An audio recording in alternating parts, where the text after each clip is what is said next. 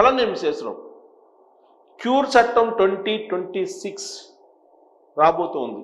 Already ముసాయిదాన్ని ప్రకటించారు. దాని మీద అభ్యంతరాలున్నా, సూచనలున్నా, సలహాలున్నా తెలియజేయాలని చెప్పేసి జిహెచ్ఎంసి తన వెబ్సైట్లో పెట్టింది. ఎప్పటి నుంచో జిహెచ్ఎంసి చట్టాన్ని అమలు చేస్తున్నారు. 1955 జిహెచ్ఎంసి చట్టాన్ని అమలు చేస్తూ వస్తూ ఉన్నారు. ఇప్పుడు మారినటువంటి పరిస్థితుల దృష్ట్యా క్యూర్ 2026 చట్టాన్ని తీసుకొచ్చారు. గ్రేటర్ హైదరాబాద్ మున్సిపల్ కార్పొరేషన్ చట్టం ఉండేది అప్పట్లో, కానీ ఇప్పుడు దీన్ని 3 కార్పొరేషన్లుగా చేశారు. ఒకటి Hyderabad corporation, Malkajgiri corporation, Cyberabad corporation, 3 కార్పొరేషన్లుగా చేశారు. ఈ 3 కార్పొరేషన్లకి క్యూర్ 2026 అనేది అమలవుతుంది చట్టం. ఏంటి క్యూర్ అని ఎందుకు పేరు పెట్టారు అని అంటే, మొత్తం తెలంగాణని 3 భాగాలుగా ఉన్నటువంటి ప్రభుత్వం పరిగణిస్తుంది. ఒకటి క్యూర్, ఔటర్ రింగ్ రోడ్డు యువతలో ఉన్నటువంటి మొత్తం ప్రాంతాలన్నింటినీ క్యూర్ కింద చూస్తూ ఉంది. ఔటర్ రింగ్ రోడ్డుకి, రీజనల్ రింగ్ రోడ్డుకి అంటే త్రిబులార్కి మధ్య ఉండేది ప్యూర్గా చూస్తూ ఉన్నారు. ఆ రీజనల్ రింగ్ రోడ్డుకి అవతల ఉన్నటువంటి ప్రాంతాన్ని ఏమో రూర్గా చూస్తూ ఉన్నారు. కాబట్టి క్యూర్, రూర్, రూర్ అనేటువంటివి 3 భాగాలుగా వర్గీకరించారు తెలంగాణని. ఇప్పుడు క్యూర్కి 2026 చట్టం వచ్చింది. ఈ చట్టం ప్రకారం ఇప్పటి వరకు వార్షిక అద్దె ప్రాతిపదికన పన్ను చెల్లిస్తూ ఉన్నారు. ఎవరు? ఇంటి అద్దె ఓనర్లు, ప్రాపర్టీ ఉన్నటువంటి వాళ్ళు. ఇప్పుడు రాబోయేటువంటి చట్టం ప్రకారం క్యూర్ 2026 ప్రకారం మీ ఆస్తి విలువ ఆధారంగా ట్యాక్స్ కట్టాల్సి వస్తుంది. ఇది జనరల్గా తెలంగాణ వ్యాప్తంగా ఇదే పద్ధతి ఉంది. కానీ వార్షిక అద్దె ప్రాతిపదికన మాత్రమే హైదరాబాద్లో ట్యాక్సులు కడుతూ ఉన్నారు. దీని కారణంగా చాలా నష్టపోతుంది Hyderabad, greater Hyderabad municipal corporation. అందుకే విలువ ఆధారిత పన్ను వేయబోతూ ఉన్నారు. ఎందుకంటే విలువ పెరిగిపోయింది. ఇప్పుడు ఎవరైనా ఫ్లాట్లు అమ్మడానికి కానీ లేదా కొనుగోలు చేయడానికి కానీ వెళ్తే ల్యాండ్ కాస్ట్ చెప్తూ ఉన్నారు. ఇప్పుడు మరి విలువ ఆధారిత మీ ప్రాపర్టీ ఎంత విలువ ఉందో లెక్కించి ఆ ప్రాపర్టీ విలువకి సమానంగా మీరు పన్ను చెల్లించాల్సి ఉంటుంది. ఇప్పటి వరకు మీరు ఏం చేశారు? 1955 జిహెచ్ఎంసీ యాక్ట్ ప్రకారం వార్షిక అద్దెను బేస్ చేసుకొని మీరు ట్యాక్స్ కడుతూ వచ్చారు. ఇప్పటి నుంచి మీ ప్రాపర్టీ వాల్యూ ఎంత ఉంటుందో ఆ వాల్యూని లెక్కించి దాని ప్రకారం మీరు ట్యాక్స్ కట్టాల్సి ఉంటుంది. సో అద్దెతోటి సంబంధం లేదు. అట్ ద సేమ్ టైం ఈ చట్టంలో ఏం చెప్పారంటే rental act, rent control act ఏదైతే ఉందో దాన్ని స్ట్రిక్ట్గా ఇంప్లిమెంట్ చేయాలి అనేది కూడా పొందుపరిచారు. రెంట్ కంట్రోల్ యాక్ట్ని ఎవ్వరు ఇంప్లిమెంట్ చేయట్లా, 100కి 100 మంది ఇంప్లిమెంట్ చేయట్లా. అందుకే ఇష్టానుసారంగా రెంట్లు పెంచేసుకుంటూ వెళ్ళిపోయారు. ఫెసిలిటీస్ లేవు. ఫెసిలిటీస్ ఎవరు? కానీ రెంట్లు మాత్రం భారీగా వసూలు చేస్తున్నటువంటి వాళ్ళు అనేక మంది సిటీలో ఉన్నారు.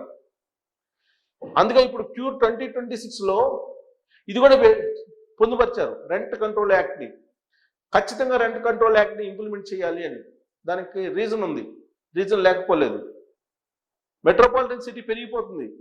ఒకప్పుడు 15 లక్షల మంది ఉండేటువంటి జిహెచ్ఎంసీకి తయారు చేసినటువంటి చట్టం 1955 యాక్ట్ ఇప్పుడు 1,30,00,000 మంది సుమారుగా ఉన్నారని చెప్పి అంచనా వేస్తున్నారు. మరి వాళ్ళకి క్యూర్ యాక్ట్ అవసరము అని చెప్పి ప్రభుత్వం భావిస్తుంది. అందుకే క్యూర్ యాక్ట్ని ఇంప్లిమెంట్ చేయడానికి ముసాయిదాన్ని విడుదల చేశారు. బహుశా ఈ నెల 24 వరకు మీ సలహాలు, సూచనలు, ఆ చట్టాలను ఎలాంటి మార్పులు చేయాలనేది వెబ్సైట్లో మీరు కూడా సూచించవచ్చు. మీరు జిహెచ్ఎంసీ వెబ్సైట్ కనుక వెళ్తే ఆ వెబ్సైట్లో ఈ వివరాలన్నీ ఉంటాయి. మీరు కూడా సలహాలు, సూచనలు ఇవ్వచ్చు. ఈ చట్టాన్ని యాజ్ ఇట్ ఈజ్గా ఇంప్లిమెంట్ చేయగలిగితే ఒకవైపు ప్రభుత్వానికి ఆదాయం వస్తుంది, ఇంకోవైపు రెంట్ కంట్రోల్లో ఉంటుంది. కంట్రోల్ లేకుండా ఎవరిష్టానుసారం వాళ్ళు కనుక రెంట్లు పెంచుకుంటూ పోతే రెంట్ కంట్రోల్ యాక్ట్ ఎందుకు? చట్టాలు ఉన్నాయి. ఆ చట్టాలు ఇంప్లిమెంట్ కాకుండా ఉంటే కనుక ఆ చట్టాలు ఎందుకు? అనవసరం, నిరుపయోగం.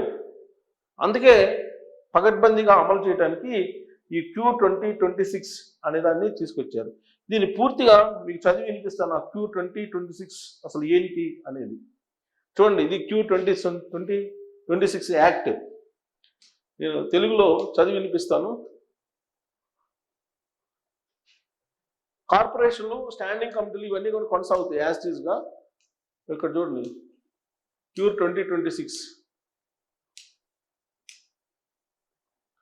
తెలంగాణ ప్రభుత్వం హైదరాబాద్ మహానగర పాలనలో చారిత్రక మార్పు శ్రీకారం చుట్టింది. ప్రస్తుతం అమల్లో ఉన్న GHMC చట్టం స్థానంలో కొత్తగా Q2026 అంటే core urban region integrated governance bill చట్టాన్ని తీసుకురాబోతుంది. ఈ చట్టానికి సంబంధించిన ముసాయిదా ప్రతిని ప్రభుత్వం ఆదివారం అధికారికంగా ప్రకటించింది. దీనిపై ప్రజలు, పట్టణ నిపుణుల నుంచి ఈ నెల 24 వరకు అభిప్రాయాలు, సూచనలు తీసుకుంటుంది.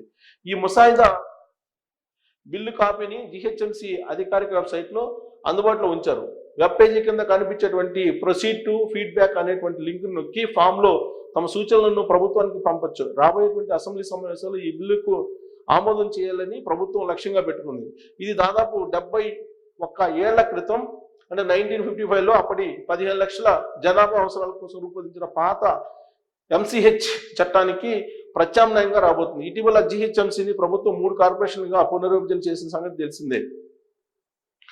Q2026 చట్టం కీలక అంశాలు. దీన్ని కార్పొరేషన్లు, స్టాండింగ్ కమిటీలు, కమిషనర్లు, వార్డు కమిటీలు, ఎన్నికల నిర్వహణ, రుణాల సేకరణ మరియు జంతు సంరక్షణ వంటి అంశాలు పాత చట్టంలో మాదిరిగానే కొనసాగుతాయి. సరికొత్తగా కార్పొరేషన్లలో ట్రాన్స్జెండర్లకు ప్రాతినిధ్యం కల్పించేలా చట్టంలో నిబంధన చేర్చారు. అలాగే కార్పొరేటర్ల అనర్హత అంశాన్ని తొలగించారు. పెరగనున్నటువంటి ఆస్తి పన్ను ఎలా పెరుగుతుంది? ప్రస్తుతం పాత గ్రేటర్ హైదరాబాద్ పరిధిలో ఇంటి అద్దె ప్రాతిపదికన ఆస్తి పన్ను లెక్కిస్తున్నారు. కానీ కొత్త చట్టం ప్రకారం రాష్ట్రంలోని మిగతా మున్సిపాలిటీల్లో ఉన్నట్లే ఇక్కడ కూడా భూమి విలువ ఆధారంగా ఆస్తి పన్ను నిర్ధారించనున్నారు. దీనివల్ల పన్నులు పెరిగే అవకాశం ఉంది. సో ఇప్పుడు చెప్పండి, ఇక్కడ భూమి విలువ నాది 2 లక్షలు ఉంది, 3 లక్షలు ఉందండి. సో భూమి విలువలను బట్టి ట్యాక్స్ చేస్తారు. సమగ్ర పాలన. ముఖ్యమంత్రి అధ్యక్షన CURE apex governance council, executive committee ఏర్పడతాయి. హైడ్రా విపత్తు నిర్వహణ, ట్రాఫిక్ కంట్రోల్, వాతావరణ మార్పులు, వారసత్వ పరిరక్షణ, ఆహార భద్రత, లింగ సమానత్వం, కార్మిక సంక్షేమం కోసం ప్రత్యేక విభాగాలు, సంస్థలు పనిచేస్తాయి. ప్రణాళికాబద్ధంగా అభివృద్ధి. భారీ జరిమానాలు, అక్రమ నిర్మాణాలపై కఠినంగా వ్యవహరిస్తూ భారీ జరిమానాలు విధిస్తారు. అక్రమ నిర్మాణాలు 100 గజాల్లో 70 గజాల్లో 7-8 ఫ్లోర్లు వేశారు. ఇవన్నీ కూడా తొలగిస్తారని చెప్పి చెప్తున్నారు. అక్రమ నిర్మాణానికి 300% ఫైన్ వేయాలని చెప్పి సూచిస్తున్నారు. 300% ఫైన్ వేయాలని. Easy business. వేగంగా నిర్మాణ అనుమతులు ఇవ్వడంతో పాటు అన్ని రకాల వ్యాపారాలకు కలిపి ఒకే ట్రేడ్ లైసెన్స్ విధానాన్ని తెస్తున్నారు. నగరంలో నైట్ ఎకానమీ పెంపునకు ప్రత్యేక మార్గదర్శకాలు ఉంటాయి. Smart governance. అత్యవసర సమయాల్లో వేగంగా స్పందించేందుకు అన్ని విభాగాలతో కూడిన క్యూర్ స్మార్ట్ గవర్నెన్స్ కేంద్రం, పౌరుల ఫిర్యాదుల పరిష్కారానికి క్యూర్ అప్పలేట్ అథారిటీ ఏర్పడతాయి. ఇది అప్పలేట్ అథారిటీ ఏర్పడితే దానికి రెంట్ కంట్రోల్ యాక్ట్ కూడా అనుసంధానిస్తారు. సో ఇది టోటల్గా మారినటువంటి Q2026 బ్రీఫ్గా.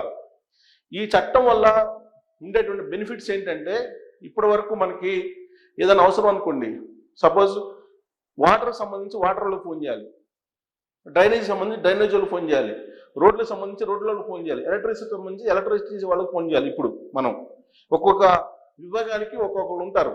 కానీ రాబోయే రోజుల్లో ఈ Q2026 ప్రకారం అలాంటిదే ఉండదు. ఒక అప్పలేట్ అథారిటీ ఉంటుంది. ఆ అథారిటీలో అన్ని విభాగాలు ఉంటాయి. డ్రైనేజ్ ఉంటుంది, వాటర్ ఉంటుంది, ఎలక్ట్రిసిటీ ఉంటుంది, రోడ్స్ ఉంటాయి, ట్రాఫిక్ ఉంటుంది.